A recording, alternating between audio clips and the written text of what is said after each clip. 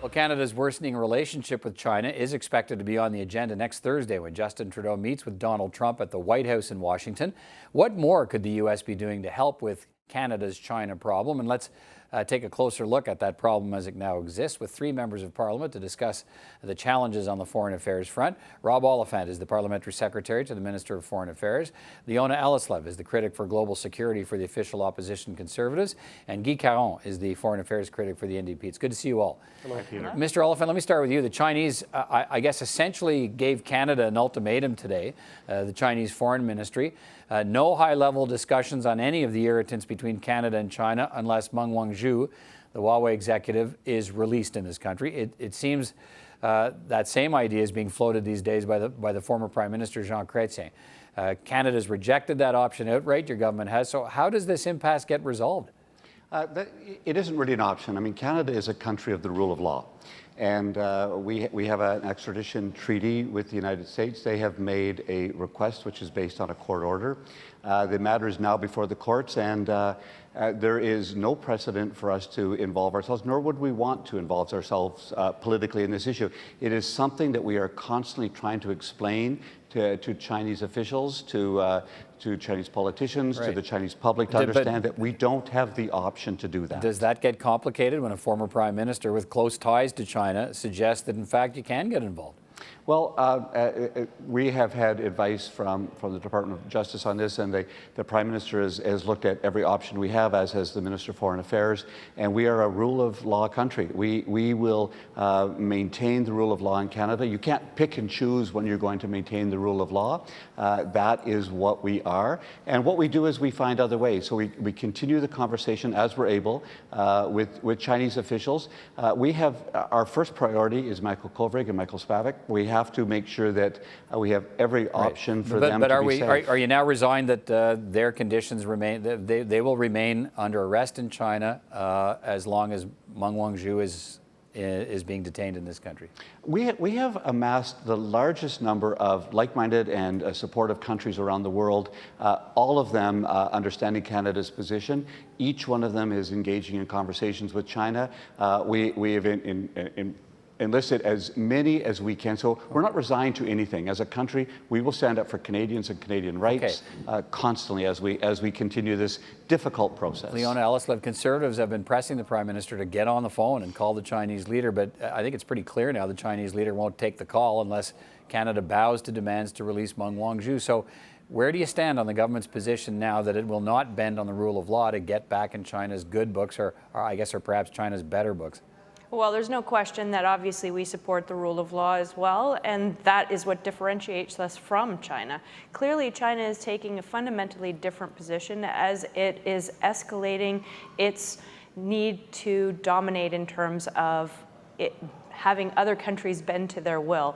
They're far outside anything we've ever seen before, and the way that they're holding up our pork and our canola just shows that they're going to pull out all the stops. And unfortunately, we have a Prime Minister that's not being taken seriously and is not in a position to be able to influence the outcome of this. What could he be doing differently? Well, I think that's certainly an important question. How did we get ourselves in this position in the first place? And now that we are at such an impasse, what is this Prime Minister going to do to break the blockade? It seems pretty clear after today that what we did to get ourselves in this position was detain Meng Wanzhou in Vancouver. Oh, I don't think that's a fair statement at all. I think this started far before that with his first trip to China, where he went in looking to dictate a progressive agenda, not recognizing that that's not where China is at the moment, and it compromised our current relations, and basically the situation has deteriorated rapidly since then. Okay, Mr. Caron, what's your view on this? Well, I would disagree with the last statement. I do think that the arrest of Ms. Meng is actually what really started the whole situation. And I don't know what's with former politicians who believe, and Mr. Chrétien is one of them, the other one being Mr. McCallum, who actually believe that we can just stop a judicial process to move with what would be akin us to the exchange with the Canadians that are in China. I don't think that's the way that we are doing things. I don't think that's the way that we want to be things and the signal that we want to send. So we have a situation right now that's very sensitive, of course, but we need to also demonstrate that we will be holding on the values that we cherish here in Canada.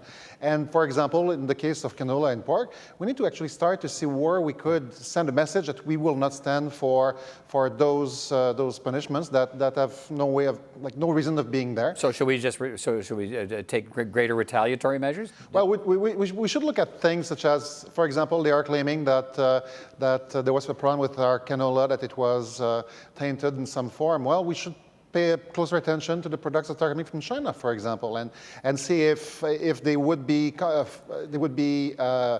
respecting our health and safety standards, for example. Things like this. We need to send a signal that we will be standing for our rights and our values as well. Okay, Mr. Oliphant, the Prime Minister will meet with Donald Trump next week in Washington to talk trade ratification, and China will come up as well. What more does Canada want from Donald Trump when it comes to pressuring the Chinese to release the Canadians? What should Justin Trudeau be asking for? When Justin Trudeau meets with every leader of the world, including in China or the United States, he will stand up for human rights. Let's get that very clear right away, and we won't make any apologies for that. We'll ask for scientific evidence about canola and pork, and we will talk about arbitrary detention of Canadians. And we won't make any apologies for that. What can Mr. Trump do for us? We have a strong Prime Minister who actually builds multilateral relationships and bilateral relationships. The Minister Freeland has been in Washington the last 2 days. She's had meetings in the White House as well as at Congress on a number of issues. Part of those discussions was the visit of Mr. Trudeau to go to Washington next week. There are three things that are going to happen there. There's going to be preparation for the G20 meeting, which will be happening in Japan later this month. We have interests that we share with the United States, including enlisting the United States to help us on some of the tricky issues, like ensuring that the two Michaels are released. And is that, I mean, the Prime Minister said he was hoping to speak with the Chinese president at the G20, but clearly that is unlikely to happen now, given the position of the Chinese. So the Prime Minister's open. The Prime Minister's always open to discuss. I just want to get in that he also will be discussing new NAFTA ratification, and he's going to continue all of our bilateral relationships. We're celebrating. So, for instance, I mean, let me ask this: Leona Alleslev, let me go to you, and we'll work our way around here. In some ways, Canada is caught in this trade fight between the U.S. and China, but Leona Alleslev, would Canada be better off if, as part of that negotiation, the U.S. agreed to drop its extradition case against Meng Wanzhou in an effort to get a trade deal with China?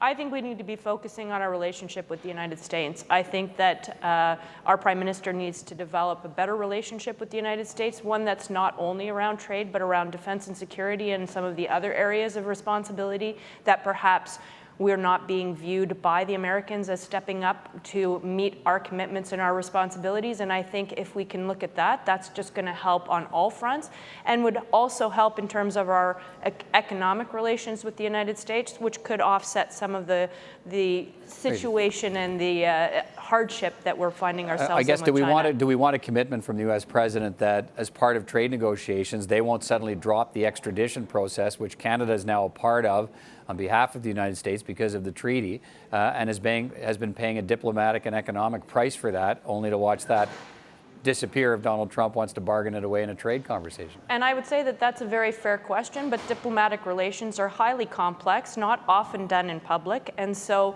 we don't know exactly what the Americans are looking for to develop and strengthen their relationship with us and how we want to be able to offset that. So I think to make it a binary conversation is to undermine and abrogate our responsibility in the conversation. Mr. Caron, is that something we should be pressing for to make sure that the U.S. has got us involved in this legal process involving Meng Wanzhou, and we wouldn't like to see them drop it as part of a trade negotiation?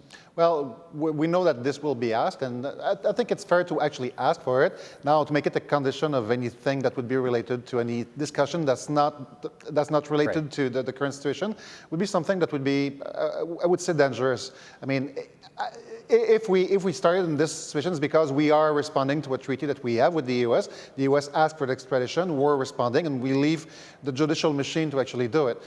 If the U.S. wants to drop it eventually, that will solve a lot of the problems that we have in Canada, but can we actually ask asked for the U.S. to do it as a condition for something else. Now that bargaining is actually yeah. I'm not even suggesting that. I'm suggesting it could actually work the other way. That we're, look what we've gone through for the last year in this country because of the detention of Meng Wanzhou, and if it gets bargained away in a trade deal, it would be nice to know maybe that's what the U.S. has in mind.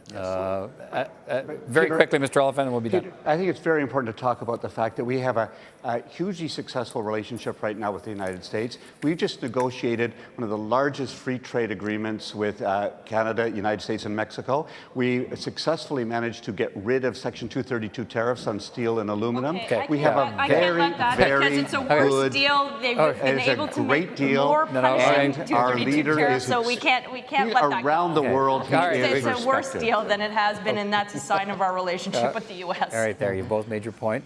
Managed to find a few more seconds for that. Thank you all. We'll talk again. Bye now. Thank you. Thanks, Peter. Thank you.